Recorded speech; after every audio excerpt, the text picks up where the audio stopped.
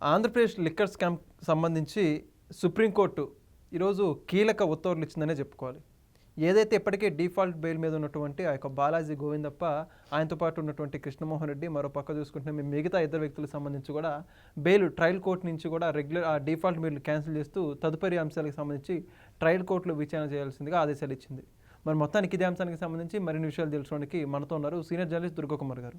Sir నమస్కారం అండి. నమస్తే వెంకట్, మన వీక్షకులు కూడా. సార్ ఇప్పుడు చూసుకుంటే ఇప్పటిదాకా డిఫాల్ట్ బెయిల్ పొందని చెప్పేసి ఆనందంగా ఉన్నటువంటి మెయిన్ ఎవరైతే బాలాజీ గోవిందప్ప, భారతీ సిమెంట్స్లో పర్మనెంట్ డైరెక్ట్గా ఉన్నటువంటి వ్యక్తి, మరో పక్క చూసుకుంటే జగన్మోహన్ రెడ్డి గారు ఓఎస్డీగా పనిచేసిన కృష్ణమోహన్ రెడ్డి, ఇంతకుముందు ప్రిన్సిపల్ సెక్రటరీగా పనిచేసినటువంటి ధనుంజయ రెడ్డి, వీళ్ళ డిఫాల్ట్ బెయిల్కి సంబంధించి సుప్రీంకోర్టు వీటన్నిటిని కూడా రద్దు చేస్తూ ఏదైతే రెగ్యులర్ బెయిల్కి సంబంధించి హైకోర్టులో కానీ ట్రయల్ కోర్టులో విచారణ జరిపించాల్సిందిగా అది సెలవడం జరిగింది. ఏమన్నా పరిస్థితి? లిక్కర్ కేసు అనేది బహుశా స్వతంత్ర భారతదేశంలోనే జరిగిన కుంభకోణాల్లో కల్లా చాలా అతి పెద్దదిగా చెప్తున్నారు. దాదాపు దగ్గర రక ఉన్న కుంభకోణాలు కూడా ఏమీ లేవు.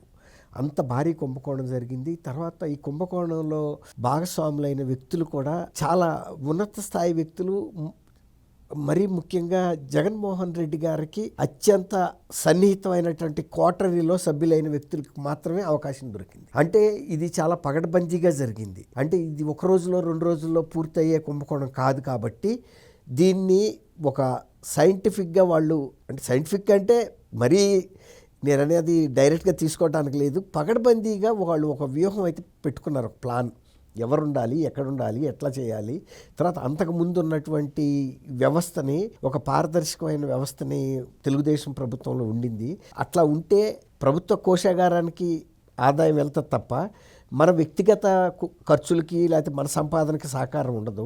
రెండోది పార్టీ ఖర్చులకి వీటికి కూడా మనకు నిధులు కావాలి. కాబట్టి ఆ వ్యవస్థని రద్దు చేసి మీరు స్వయంగా నూతన వ్యవస్థని రూపొందించాలి. నూతన వ్యవస్థ ఎట్లా ఉండాలంటే ఎక్కడా కూడా దొరకకూడదు, తర్వాత అక్రమంగా వచ్చే డబ్బు ఇతరుల పాలు కాకూడదు, అంత అంతరంగికులు మాత్రమే ఉండాలి. చాలా జాగ్రత్తగా కాపాడాలి, కంటికి రెప్పలాగా. అంత నగదు చలామణితో వస్తుంది, పెద్ద పెద్ద అట్టపెట్టెలతో లేకపోతే లోడు లారీలతో వస్తూ ఉంటుంది. అవి చూసి కళ్ళు చెదరకూడదు, మనస్సు చెదరకూడదు. వాటిని ఎక్కడ పంపాలో అక్కడ పంపించే మార్గంలో అతి కీలకమైన వ్యక్తుల్నే వాడుకున్నారు. లేకపోతే చీఫ్ మినిస్టర్ కార్యాలయం ప్రిన్సిపల్ సెక్రటరీగా ఉన్న వ్యక్తి, ఓఎస్డీగా ఉన్న వ్యక్తికి లిక్కర్కి ఏమైనా సంబంధం ఉందండి? లిక్కర్ వ్యాపారానికి ఎక్కడన్నా ఉంటుందా? అదే కదా, అది అక్కడ పాయింట్. తర్వాత బాలాజీ గోవిందప్ప ఎవరండి? ఆయన భారతీయ సిమెంట్స్లో డైరెక్టర్, ఆడిటింగ్ నుంచి వచ్చిన వ్యక్తి. కాబట్టి ఇతను ఏంటంటే ఆ వచ్చిన డబ్బుని లాజిస్టిక్స్ ఎట్లెట్లా పంపాలి, ఎవరికి ఎక్కడెక్కడ ఎంతెంత ఇవ్వాలి అనే అంశాలని పర్యవేక్షించడానికి బాలాజీ గోవిందప్ప. వీళ్ళు కాకుండా చెవిరెడ్డి భాస్కర్ రెడ్డి, రాజకేష్ రెడ్డి, వీళ్ళందరూ కూడా అత్యంత అంతరంగికులు. ఈ కేసు దీన్ని నగదు రూపంలో జరగటం వలన ఒక రకంగా సిట్టుకు కూడా ఇది ఒక ఛాలెంజ్గా తయారైంది. ఎందుకంటే అదే కనుక ఆన్లైన్లో జరిగి ఉన్న బిజినెస్ అయితే ఎంతో కొంత మేరకైనా వాళ్ళకి ఆధారాలు దొరికాయి టెక్నికల్గా. కానీ కేవలం నగదు రూపంలో, లిక్విడ్ రూపంలో జరిగిన వీటిని పట్టుకోవటం అంటే చాలా వాళ్ళు కష్టపడాల్సి వచ్చింది. చాలా వాళ్ళ పరిధికి మించి కూడా వీటి ఆధారాలు సేకరించాల్సిన పరిస్థితి ఏర్పడింది. దాంతో జాప్యం కూడా జరిగింది. దాన్ని అడ్వాంటేజ్గా తీసుకుని డిఫాల్ట్ బెయిల్ పొందగలిగారు ఇప్పుడు మీరు చెప్పిన ఈ ముగ్గురు కూడా. ఎందుకంటే కొత్తలోనే అసలు అప్పుడు దీనికి సిట్టుకి సరైన సిబ్బంది లేకపోవటం, అలా ఒక అవగాహన రావటానికి కొంత టైం పట్టింది వాళ్ళకి. ఎందుకంటే వీళ్ళెవరు కూడా నిజాలు బయటికి చెప్పలేదు. చెబితే కనుక అదే మాకు ఆఖరి రోజు అనే వార్నింగ్ ఉంది కాబట్టి మేము ఇందులో నోరిప్పటానికి లేదని ఒక రకంగా వాళ్ళు సిట్ అధికారులు చేతులు కట్టేశారు. అంటే మేము ఏదైనా నోరిప్పి కనుక నిజాలు చెబితే ఇదే మా జీవితంలో ఆఖరి రోజు అవుతుందని హెచ్చరికలు ఉన్నాయి మా వెనకాల, ఎవరో పెద్ద బాస్ ఉన్నాడు అని చెప్పారు. అట్లాంటి టైంలో సిట్ అధికారులు కూడా మనుషులే కదా, వాళ్ళు ఇంకా ఒత్తిడి చేసి చెప్పిస్తే వీళ్ళ ప్రాణాలకే ముప్పు వస్తుందని వాళ్ళు మొత్తుకుంటున్నప్పుడు వాళ్ళు కూడా ఏమి చేయలేని పరిస్థితి. ఏదో అయ్యా బాబు అని బతిమాలి కొంత చెప్పించుకుని కొంత ఆధారాల్లో చిక్కించుకుని ఒకదానికొకటి వాళ్ళు పట్టుకునేటప్పటికి వీళ్ళు ఈ ముగ్గురు ఏం చేశారు, 90 రోజుల లోపల దీన్ని ఛార్జ్ షీట్ వేయలేదు కాబట్టి మేము డిఫాల్ట్ బెయిల్ ఇవ్వమని చెప్పి ట్రయల్ కోర్టులో బెయిల్ పొందారు. బెయిల్ పొందిన తర్వాత ఏమైంది, ఆ బెయిల్తో శాశ్వతంగా అరెస్ట్ కాకుండా ఉండే పరిస్థితి ఉండదు. మళ్ళీ తర్వాత ఈ దర్యాప్తు సంస్థ అరెస్ట్ చేస్తాన్న భయంతో హైకోర్టుకి వెళ్ళి మాకు రెగ్యులర్ బెయిల్ ఇవ్వండి, ఇప్పుడు కూడా మమ్మల్ని అరెస్ట్ చేయడానికి వీల్లేదు, డిఫాల్ట్ది అయిపోయింది, ఛార్జ్షీట్ వేసైనా మళ్ళీ మమ్మల్ని అరెస్ట్ చేయనివ్వకుండా ఒక రెగ్యులర్ బెయిల్ ఇవ్వమని దాన్ని క్రమబద్ధీకరించుకోవటానికి ప్రయత్నించారు. అయితే దీంట్లో ఉన్న లొసుకుల హైకోర్టు అర్థం చేసుకుని మేము రెగ్యులర్ బెయిల్ ఇవ్వము అని చెప్పి తిరస్కరించింది. తిరస్కరిస్తే ఎప్పుడైనా జనరల్గా ఏంటంటే హైకోర్టు దగ్గర రిజెక్ట్ అయిన బెయిల్ సుప్రీంకోర్టులో ఇచ్చే అవకాశాలు ఉంటాయి. ఇప్పుడు పైకోర్టుకి ఎప్పుడు కూడా కొంత ఉదారంగా ఉంటారు ఇప్పుడు కోర్టు న్యాయ వ్యవస్థలో. సహజంగా ఇక్కడ 10 ఏళ్ళు పడితే హైకోర్టుకి వెళ్తే 6 ఏళ్ళకు కూడా తగ్గించవచ్చు. అంటే ఇందులో జడ్జిమెంట్లో ఉండే లొసుకులో అదో ఇదో చెప్పి లేకపోతే ప్రేయర్ పెట్టుకుంటారు, హ్యూమానిటేరియన్ గ్రౌండ్స్ అనో హెల్త్ గ్రౌండ్స్ అనో ఫ్యామిలీ గ్రౌండ్స్, కొంత ఉదారత ఉంటుంది. అట్లా వాళ్ళు సుప్రీంకోర్టుకు కూడా వెళ్ళారు. వీళ్ళకి డబ్బులకు కొదవే ఉంది, ఎన్ని కోట్లైనా పెట్టి సుప్రీంకోర్టులో బెయిల్. ఇప్పుడు కొమ్మినేని శ్రీనివాసరావు కూడా సుప్రీంకోర్టు దాకా వెళ్ళారు. అది మామూలుగా మీడియాకి సంబంధించిన కేసు అది. అయితే ఒకటి ఏంటంటే జగన్మోహన్ రెడ్డి గారు వాళ్ళ కింద ఎవరైనా కూడా జైలుకి వెళ్తే ఇప్పుడు కోటాను కోట్లు ఉన్నాయి, అక్కడ లాయర్లు ఉన్నారు కాబట్టి వీళ్ళు కూడా సుప్రీంకోర్టుకి వెళ్తే సుప్రీంకోర్టు ఏం చెప్పిందంటే హైకోర్టు ఇచ్చిన జడ్జిమెంట్నే మేము బలపరుస్తున్నాము అని చెబుతూ కొంత ఉపశమనం ఏమిచ్చారంటే ట్రయల్ కోర్టు మాత్రమే బెయిల్ ఇవ్వడానికి సరైన అర్హత కలిగిన కోర్టుగా మేము భావిస్తున్నాము, మీరు ట్రయల్ కోర్టుకి వెళ్ళండి, ట్రయల్ కోర్టుకి వెళ్ళిన తర్వాత కూడా మీకు ఒకవేళ కనుక అక్కడ మీకు ఉపశమనం కలగకపోతే అంటే బెయిల్ రిజెక్షన్ అయితే కనుక రెగ్యులర్ బెయిల్ ఇవ్వనంటే మీరు మళ్ళీ హైకోర్టుకి వెళ్ళేందుకు 4 వారాల సమయం ఇస్తున్నాము, 4 వారాల లోపల మీరు వెళ్ళే వరకు మీకు అరెస్ట్ లేకుండా ఒక కవరేజ్ ఇచ్చారు వాళ్ళకి, అంటే పాసేజ్ సేఫ్ పాసేజ్ ఇచ్చారు. అది ఆ మేరకు వాళ్ళకి ఉపశమనం దొరికినట్టే. వాళ్ళు ఏంటంటే ఎంతసేపటికి మేము ఇంత పెద్ద కుంభకోణంలో పాత్రధారులమి, ఈ చిన్న అంశంలో మా జైలుకి వెళ్తే మా పరపతి ఏంటి అనే ఒక ప్రిస్టేజ్ కూడా ఉంది వాళ్ళకి. వీళ్ళున్నంతవరకు తిరగబడాలని. ఈవెన్ చెవిరెడ్డి భాస్కర్ రెడ్డి జైల్లో పెట్టిన తర్వాత కూడా చాలా చిందులు తొక్కాడు.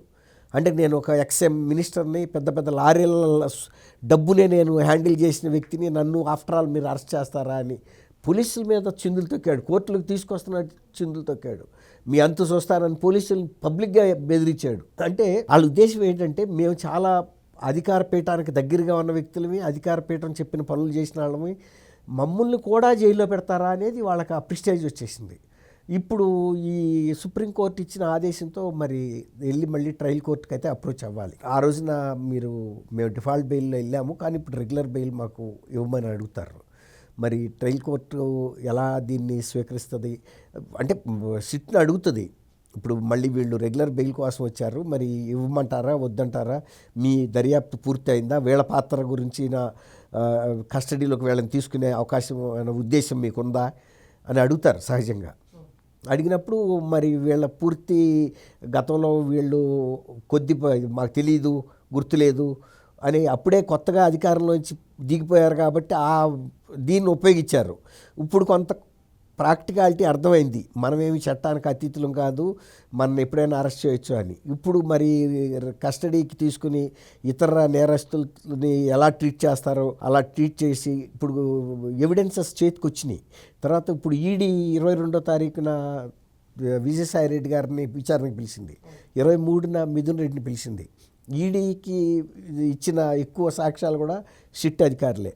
ఇప్పుడు ఈ సాక్ష్యాలన్నీ ముందు పెట్టి కస్టడీలోకి తీసుకుని విచారిస్తే వాళ్ళు ఒప్పుకోక తప్పదు. ఇప్పుడు అవినాష్ రెడ్డి కూడా వివేకానంద రెడ్డి గారి కేసులో అసలు నాకు తెలియదు అన్నాడు. ఎప్పుడు గూగుల్ టేక్అవుట్ తీసి ముందు పెడితే నోరు తెరవాల్సి వచ్చింది. అట్లాగే ఇప్పుడు ఈ కేసుల్లో కూడా ఇన్ని రకాల ఆధారాలు సిట్ సేకరించింది, ఈడీ సేకరించింది.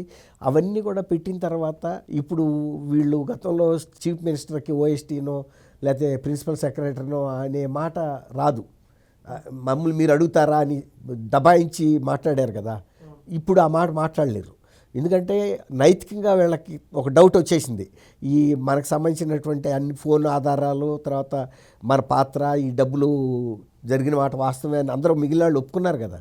తర్వాత ఈయనే చెబుతున్నాడు కదా, ఎవరు విజయసాయి రెడ్డి కూడా ఇది చాలా పెద్ద కుంభకోణం, కాకపోతే తన మీదకి రాకుండా తను రాజకేశ్వర రెడ్డి కర్త కర్మ క్రియ అని చెప్పాడు కదా.